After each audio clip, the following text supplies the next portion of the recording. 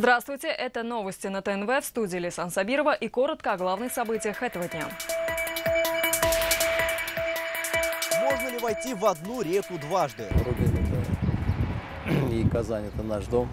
О том, как преобразится казанский клуб с возвращением Курбана Бердыева, мнение экспертов узнавал Алмаз Гафиятов. Поезда, автобусы, троллейбусы, трамваи и метро. Весь транспорт для игр Кубка Конфедерации. Для гостей города, для болельщиков, которые захотят посетить матч в день игры, представляется право бесплатного проезда. Как они будут курсировать и сколько это будет стоить, у Альбины Минибаевой. Семье призывника нужна помощь. Я не работаю, я еще в декретном, у меня дочки 2,8. Вот. Мне нужна помощь денежная. Как можно помочь, узнал Дмитрий Аринин. Смелее на родные земли. Все, что мы задумали, сбылось. Как Казань встречала теплоход «Очарованный странник», увидел Рамиль Шайдуллин.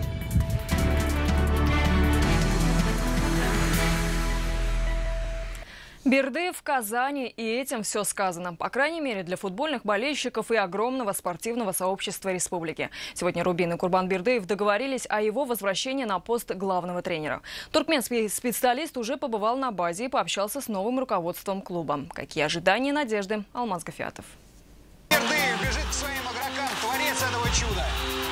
Я счастлив за болельщиков, за нас. Пожалуй, нет необходимости объяснять, кто такой Курбан Бердыев и что он сделал для татарстанского футбола. 2 чемпионства России, победа над Барселоной. Многие специалисты о таком могут только мечтать.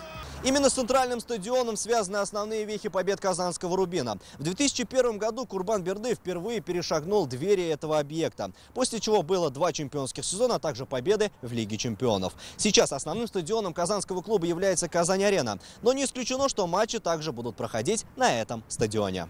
После неудачного последнего сезона в Рубине поменяли руководство. Президентом стал Радик Шаймиев, генеральным директором клуба Рустам Саяхов. Теперь болельщики получили ответы на главный вопрос о главном тренере. Я очень, безусловно, рад с командой, что Курбан Бекиевич и его тренерский состав мы смогли договориться с ними о возвращении в футбольный клуб «Рубин». Ну, во-первых, мы очень рады, что мы возвращаемся. Я говорю от лица тренерского состава, потому что это действительно Рубин и Казань – это наш дом, поэтому мы очень рады возвращению. Будем работать, а там посмотрим. Специалисты в один голос утверждают, что с возвращением Бердыева как минимум будет новая волна. И интерес клуба вырастет в разы. Изменится все на 100%, даже на 150%, я думаю. Потому что новое руководство поняло, что Курбан Бердыев – это самый надежный гарант результата. 9-е место – это совсем не то, что надо Татарстану, учитывая его возможности. Курбан Бердыевич, естественно, его приглашение воодушевит болельщиков. Уже можно прямо сейчас зайти на гостевые формы и почитать, что там пишут у всех чемпионские амбиции. Соглашусь, что в одну реку нельзя войти дважды, но дело в том, что Курбан Бердыев возвращается в совершенно другой Рубин. 3,5 года, что прошли с момента его ухода из Рубина, изменили клуб. И я надеюсь, что Рубин возвращается к тому же и другой Бердыев. У нас есть надежда, что что-то изменится, потому что мы верим в ресурсы этого тренера. Я не знаю, но многие говорят, что второй раз в одну реку 2 раза не войдешь, может не получиться. Не знаю, нам остается только верить. Пока рано говорить о перспективах обновленного Рубина. Цыплят будут читать по весне, по итогам турнирной таблицы. Но возвращение одного из лучших специалистов современного футбола уже небольшая победа для всего футбола в Татарстане. Алмаз Гафиятов, Игорь Романов, ТНВ, Казань. Возвращение Бердыева практически совпало с главным событием этого года. Уже во вторник в Казань начнут прибывать сборные команды, участники Кубка Конфедерации. Сегодня стало известно, как будет курсировать общественный транспорт в дни игр, для кого и когда проезд станет бесплатным. Что нужно знать, чтобы успеть везде? Альбина Минибаева. Автобусы, троллейбусы, трамваи и метро. Весь цвет общественного транспорта для игр Кубка Конфедерации. Для волонтеров, лицам из списка ФИФА и, конечно же, зрителям проезд станет бесплатным. Условия простые – показать билеты и паспорт болельщика. Дополнительно будут назначены 2 автобусных маршрута, которые будут курсировать от аэропорта до города Казани. Это непосредственно дворец водных видов спорта и стадион. То есть в данном случае, но для горожан дополнительно работа общественного транспорта будет продлена на 4 часа. Дороги протокольных маршрутов отремонтированы. Гости их смогут оценить уже 18 июня, в день матча между Португалией и Мексикой. Добраться можно будет на поезде. Между городами, принимающими кубок, проезд тоже по особым условиям. Дополнительные бесплатные поезда ходят только между городами-организаторами Кубка Конфедерации. Так, РЖД объяснил, как правильно получить право на бесплатный проезд. В Казани усилят и электрички, до 30 пар пригородных поездов по 6 вагонов в день проведения игр. В игры включится практически весь транспорт, в том числе и железнодорожный. Вот во время проведения отсюда будут отправляться электрички в аэропорт и, конечно же, обратно.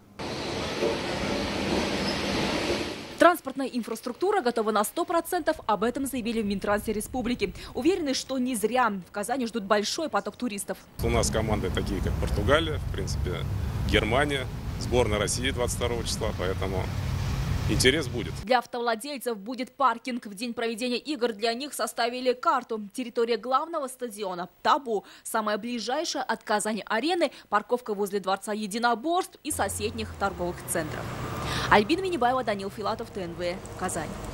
В Татарстане собираются упростить процедуру оформления детских перевозок. Этот вопрос сегодня обсудили на заседании Комитета по экономике, инвестициям и предпринимательству. Так, после ряда крупных ДТП, в том числе и под Ханты-Мансийском, где погибли 11 подростков, правила стали жестче. Теперь, чтобы отправить детей в дорогу, нужно собрать множество документов и получить разрешение от целого ряда ведомств.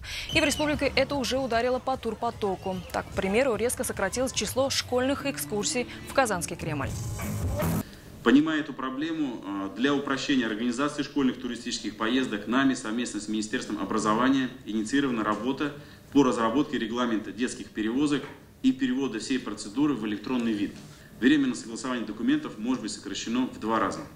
Таким образом, создав данную схему, мы можем значительно упростить процедуру согласования детских перевозок, облегчив их процедурно, но сохранив их безопасность. Вопрос предстоит сейчас подготовить соответствующим образом, для того, чтобы на встрече с предпринимателями, с президентом, мы этот вопрос уже подготовили с точки зрения возможных путей решения. Вернули автору. Сегодня Комитет Госсовета по экономике, инвестициям и предпринимательству не поддержал инициативу Артема Прокофьева. Депутат хотел, чтобы Госсовет Республики обратился в Госдуму страны с предложением отменить систему Платон. Если 16,7 миллиарда собрали, 10,6 миллиарда ушло как плата конценданту, здесь, мне кажется, все становится очевидно. Нужно знать все цифры. Я, как экономист, могу сказать, что иногда мы идем на поводу у эмоций, а цифры – это вещь упрямая, они не терпят эмоций. Поэтому закон этот приняли наши федеральные коллеги, они также его мониторят, поэтому, на мой взгляд, они примут правильное решение в случае изменения ситуации. Дела пошли на поправку. Угрозы жизни татарстанскому призывнику нет. Напомним, накануне в пути к месту службы новобранец из нашей республики выпал из поезда при невыясненных обстоятельствах. Его доставили в госпиталь Читы. Расследование инцидента под свой личный контроль взял военный комиссар Татарстана Сергей Погодин. И сегодня к пострадавшему отправились родители и помощник уполномоченного по правам человека в республике. Какая нужна помощь, узнал Дмитрий Аринин. Он был веселым. Довольный, что он едет в армию защищать Родину. На службу Родине своего сына Наталья Перескокова проводила 30 мая. А сейчас мама сама собирается в дорогу на Дальний Восток. Ее 18-летний сын находится в военном госпитале Читы. Как здесь сообщили, он обеспечен всеми необходимыми лекарствами. Находится у нас на лечении. В принципе, пока ничего в жизни угрожающей ситуации нет. Вместе с родителями в Читу поедет и помощник уполномоченного по правам человека в республике. На месте всевозможную помощь готов оказать и омбудсмен Забайкальского края. Мы оказали материальную поддержку семье, на проезд до Читы. В сегодняшний день ситуация понятна, и делаем все для того, чтобы оказать помощь семье и нашему призывнику. Помогают и держат ситуацию на контроле и в военкомате Татарстана. Данный вопрос находится под личным контролем военного комиссара республики генерал-майора Погодина Сергея Николаевича. Сейчас родителям пострадавшего призывника нужны деньги на проживание в Чите. Они будут с сыном, пока он окончательно не поправится. У меня в семье 3 детей. Я не работаю, я еще в декретном. У меня дочки 2,8.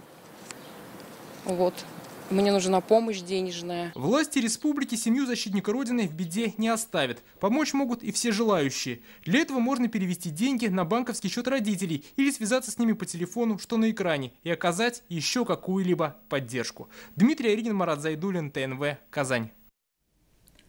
Следственный комитет по Татарстану оспорит прокурорское решение об отмене постановления о возбуждении уголовного дела в отношении Ивана Кузнецова. Напомним, заместитель главы исполкома Казани стал подозреваемым в покушении на получение взятки в 500 000 рублей. По предварительной версии, в мае чиновник потребовал 500 000 рублей за беспрепятственное осуществление коммерческой деятельности одной из организаций. Основанием такого решения послужила неполнота проверки. Следствием не приняты необходимые меры, направленные на установление всех обстоятельств случившегося. Таким образом, не установлено достаточных данных, свидетельствующих о наличии в действиях Кузнецова признаков преступления покушения на получение взятки. Накануне постановление о возбуждении уголовного дела в отношении Ивана Кузнецова признал необоснованным и отменил первый заместитель прокурора республики Сергей Старостин. В ближайшее время Следственное управление Следственного комитета Российской Федерации по Республике Татарстан будет инициировано обжалование решения прокуратуры об отмене постановления о возбуждении уголовного дела в отношении Кузнецова вышестоящему прокурору. С опозданием, но с удовольствием в Казань вернулись пассажиры, ветераны теплохода «Очарованный странник». Того, что 2 недели назад по пути в Москву сел на мель в Нижегородской области. Неожиданная авария сместила график ровно на сутки, заставив всерьез понервничать встречающих. Как бывалые фронтовики оценили испытания дорогой. Рамиль Шайдуллин. Отдать швартовы и распахнуть двери команды капитана и кораблю, и ожидающим. Наконец, встречать разрешается. И вот они, первые объятия после 1,5 недели ожиданий. Самочувствие отличное. Москва встретила нас хорошей погодой. Все, что мы задумали, сбылось. С инцидентами, но успешно завершился круиз для ветеранов, кадетов и юноармейцев. «Очарованный странник» пришвартовался у трапа в Казани. Только с опозданием на день. Виной всему мель в начале круиза. Выплывать приходилось в одиночку. Корабли проходили мимо, но у всех рейсы, у всех планы, у всех графики. На борту был и герой Советского Союза Борис Кузнецов. Его круиз пропитан весельем и музыкой. Даже на мели ветеран войны не терял бодрости духа. Сидели, отдыхали. Во всяком случае, время зря не проводили. Концерт был. Выступление было, все было. И вот прошли буквально минуты, как опустела палуба, на теплоходе остались только матросы, а пассажиры уже давно на причале, где с рядового круиза их встречают, как после шторма. Переживали, чтобы ничто не случилось.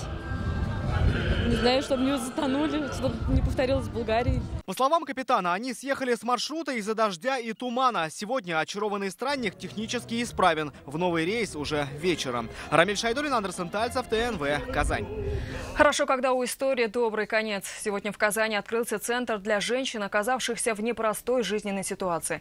Это 6-комнатная квартира для одиноких мам с детьми. Могут жить некоторое время бесплатно. Как те, кто научен горьким опытом, учат жизнь заново. Альбина Аслгараева. Сами готовят, прибираются, ведут хозяйство. Юлия – первая квартирантка в новом доме. Это настоящее имя девушки, но лицо она просит не показывать. Юлия 29. Сейчас она ждет двойняшек. У нее уже есть старшая дочь. Так получилось, что воспитывает одна. Денег нет, помощи ждать неоткуда. Но девушка надежду не теряет. Чтобы любить друг друга, вот дружно жить, помогать друг другу во всем. Помимо Юлии в квартире еще 4 женщины. Одна из них беременна, остальные с детьми. Это не просто жилье, это полноценный центр помощи. Здесь оказывают психологическую и юридическую поддержку, проводят медицинские осмотры. В этом центре женщины будут не просто жить, здесь им будут давать новые навыки. Например, это швейная мастерская. Здесь они будут учиться шить, вязать, вышивать, даже новые ткани уже закупленные. Сегодня центр открылся официально, но заработал он еще в начале апреля. Частично обставили мебелью, но еще многое предстоит сделать. Обещал помочь сегодня глава администрации Советского района столицы. Не очень хочется, конечно, чтобы это расширялось в плане того, что проблем. Но там, где есть эта проблема, там нужно помогать обязательно. Здесь готовы помогать, а в квартире готовы принимать нуждающихся. Дом расположен по улице Ершова. Всю информацию можно уточнить на сайте Центра поддержки умиления. Здесь же контакты для желающих помочь. Материально или гуманитарно. Альбина Аслгараева, Амир Залюшев, ТНВ, Казань. Это новости Татарстана и далее в выпуске. На языке ЕГЭ. Сколько МЦО приданного? 2, наверное. А нет, одна. Готовность выпускников проверила Алина Зинатуллина. Оказаться на сцене помогут профессиональные актеры и преподаватели вузов. Это будет центр реализации творческих проектов. Об открытии инклюзивной театральной школы Радик Фархулин.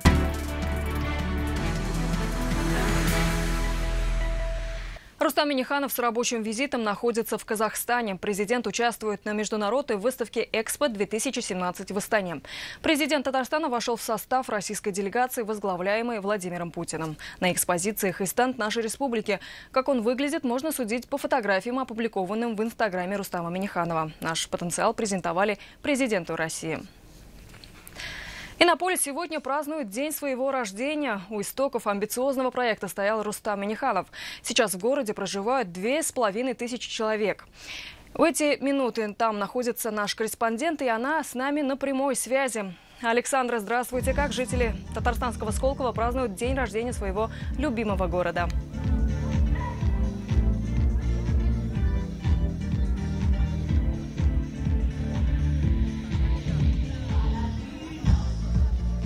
Добрый вечер, Ляйсан. Атмосфера потрясающая. Иннополис – самый молодой город России, и празднуют здесь соответствующие по-молодежному, зажигательно и энергично. Главная площадка праздника расположилась возле здания университета. И сейчас на сцене известная казанская кавер-группа. Работает и уличный театр, и аниматоры. В общем, зрители развлекают как могут. И, кстати, мы уже успели пообщаться с жителями Иннополиса. И всем им мы задавали лишь один вопрос: за что они любят город будущего. Предлагаю послушать их мнение. Я люблю Иннополис за заботу о жителях, за творческую среду, за молодость. Это город, в котором я встретила свою любовь в первую очередь. Да, я познакомилась с своим будущим мужем именно здесь. И я могу сказать, что это город, в котором чувствуется динамика молодых сердец. Когда ты живешь в такой атмосфере позитивной, тебе не хочется как-то даже вот душой стареть, тебе хочется только вперед двигаться. Все поблизости, работа рядом, дом в 2 минутах, спорткомплекс. Люди достаточно коммуникабельны, и здесь, можно сказать, одна большая семья. Очень весело, зелено, свежо. Прекрасная атмосфера города. Вот так вот Иннополис вдохновляет, объединяет и поднимает демографию. Напомню, первый камень в основании города сложили в 2012 году. Сегодня Иннополис празднует свой 2-й день рождения. И как и любой другой день города, завершится он поздно вечером в 10 часов традиционным праздничным салютом. И я думаю, что мы с коллегами сейчас поспешим присоединиться к празднику и насладиться атмосферой этого дня. Поэтому, Ляйсан, тебе слово. Спасибо. Это была Александра Севастьянова из Иннополиса. И к другим темам. Сегодня выпускники Татарстана и всей России сдали 2-й обязательный ЕГЭ по русскому языку. В республике этот экзамен писали 15 тысяч школьников. Лина Зинатуллина проверила их настрой и подкованность в языке Пушкина и Толстого.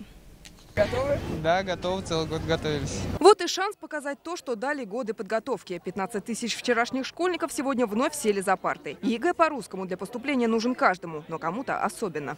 Школа с уклоном физики и математики, конечно, но я гуманитарий. Поступая на кафедру телевидения, долго металась, хотела в Останкино поступать в Москву, но подумала, что лучше на родной земле учиться. А пока все мысли об экзамене, самое время пробежаться по заданиям. Сколько N слоев приданное? Придан 2. 2, наверное. А нет, одна. Одна, наверное. Одна. Это слово исключения. Как пишется флюорография? Флюорография. Флюорография. Флюорография. Капиллярная ручка с чернилами, черный цвет. С собой лишь ручка, документы, вода и что-то перекусить. ЕГЭ длится больше 3 часов. Со строгими порядками сдачи выпускники уже знакомы. Задания распечатывают точно по расписанию. В каждом кабинете по 2 видеокамеры, которые снимают весь экзамен. В их поле зрения все парты, стол наблюдателя и выход из кабинета. А вот наша аудитория уже на другом мониторе. Мы находимся в штабе. Именно сюда транслируется изображение со всех кабинетов. Металлорамки, видеонаблюдение, еще раз акцентирую внимание, не для того, чтобы создавать стрессовую ситуацию. В принципе, ребята к этому уже готовы, а для того, чтобы объективно, честно мы смогли провести экзамен и получить правильные результаты. Меры безопасности даром не прошли. Позади ЕГЭ по целому ряду предметов, а за шпаргалки, телефоны и другие нарушения никого еще не выгоняли. Однако камеры помогли увидеть шпаргалки у 2 девятиклассниц на сдаче основного госэкзамена. Их результаты аннулированы. Лина Зинатульна, Данил Филатов, ТНВ «Казань». В Казани открылась новая школа инклюзивного театрального образования. Людей с ограниченными возможностями здоровья будут обучать профессиональные актеры и преподаватели вузов. Как будет функционировать школа, мы расскажем в выпуске новостей в 21:30. Каждый ребенок – подарок, самый большой и самый дорогой. Мы продолжаем наш проект в объективе ТНВ «Большая семья». На этот раз наша съемочная группа познакомилась с семьей Туймишиных из Нижнекамского района. У них 8 детей, каждый – помощник родителям. С ними пообщался Радик Фархулин. Один прекрасный летний день, забившись в уголок, готовил мальчик по утру учителю урок. Самый маленький год, самому старшему 12. В семье Туймишиных 4 мальчиков и столько же девочек. Все поровну. Мама меня научила убираться, следить за порядком. А папа чему научил? Папа меня научил колоть дрова, щепки собирать. Большая творческая семья. Например, 6-летний Леонид влюблен в музыку и своими знаниями делится с братьями и сестрами. Вот ты когда вырастешь, кем ты хочешь стать? Я хочу музыкантом. Я играю на флейте. Вместе играют, читают и помогают родителям. Старшие присматривают за младшими, а малыши учатся у старших. Легко перелетать. Лес стоял темный. Сами супруги выросли в небольших семьях. По их мнению, семейное счастье измеряется количеством детского смеха в доме. Семью большую, конечно, хотела всегда. Большой дом. Мечта сбылась, то, что семья большая, детей много. Любящие родители, здоровые дети. Счастье выдают глаза, а они у Туймишиных светятся. Радик Фархулин, Ляйсан Мустафина, Гульнара Тимушина, Шавкат Гематудинов, ТНВ, Нижнекамский район. Я напоминаю, в объективе нашего телеканала «Большая семья». Если у вас есть чем поделиться, звоните нам по телефону 570 50 17. Далее спорт и прогноз погоды. Увидимся в 21:30.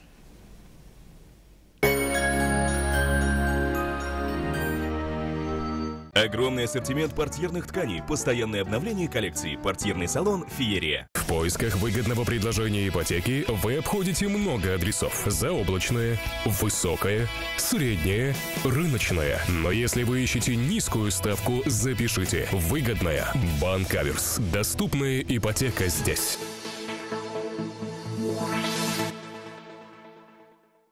Вы все еще думаете о приобретении нового автомобиля Renault с выгодой? До конца июня в ТТС Renault автомобили по себестоимости, в рассрочку и без переплат. Позвоните сейчас и успейте приобрести свой Renault на выгодных условиях в Renault ТТС. Не пропустите! С 14 по 18 июня ювелирная выставка на Казанской ярмарке. Весь июнь в Мебельграде каждому покупателю такси за наш счет. Туда и обратно. А почему 5 Б не идет в поход? Ребята, вы умеете оказывать первую помощь? Нет! Все.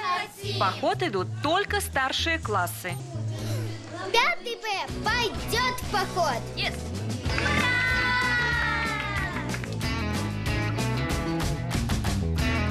А где ты этому научилась? Мама научила.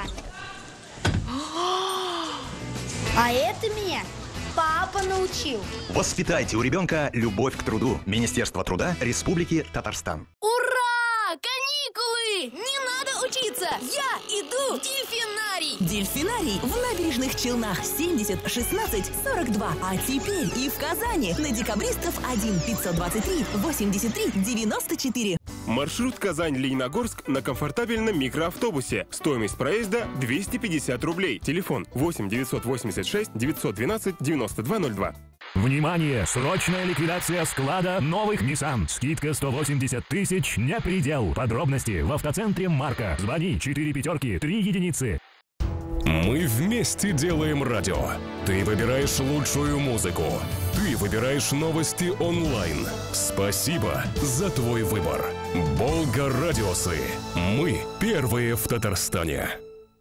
На нашем канале новый проект. В объективе ТНВ «Большая семья». Смотрите их ежедневно в наших программах. Благополучие и в испытаниях, трудностях и в радости. И узнаете секрет счастья в большинстве.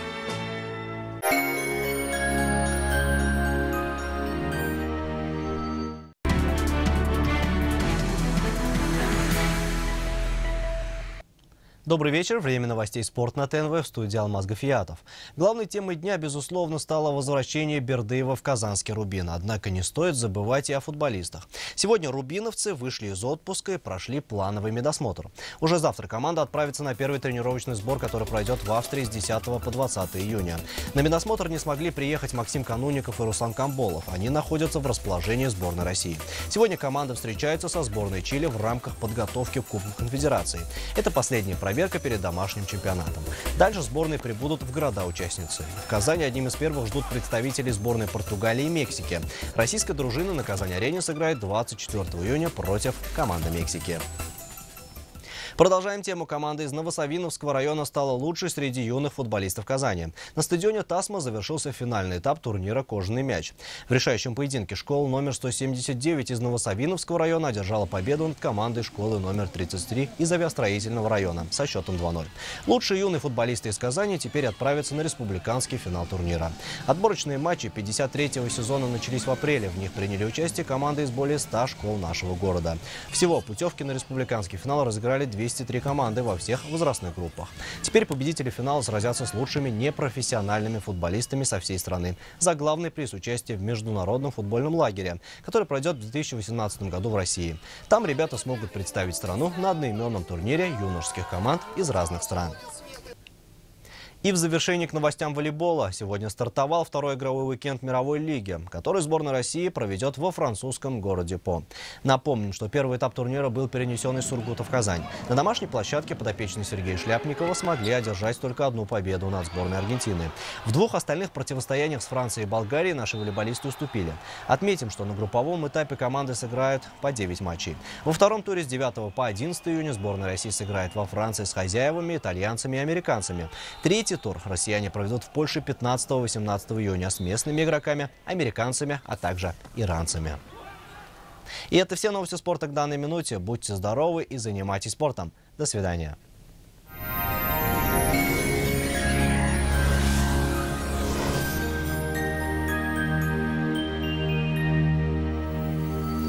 Здравствуйте! О погоде после полезной информации. Кухни, шкафы-купе, спальни и гардеробные. Любая корпусная мебель по вашим размерам. Только до конца июня при заказе кухни сушилка и мойка в подарок. При заказе шкафа-купе комод в подарок. Доставка и установка бесплатные. Данил Мастер, город Казань, Восстание 23, телефон 2 167 166. О погоде в Татарстане. По прогнозу Яндекс.Погода, завтра в республике ожидается теплая и комфортная погода без существенных осадков. На юго-востоке ночью без осадков плюс 8. Днем местами возможен кратковременный дождь и 20 градусов выше нуля. На севере Татарстана будет тепло и без осадков. Ночью 10 градусов тепла. Днем синоптики обещают плюс 22.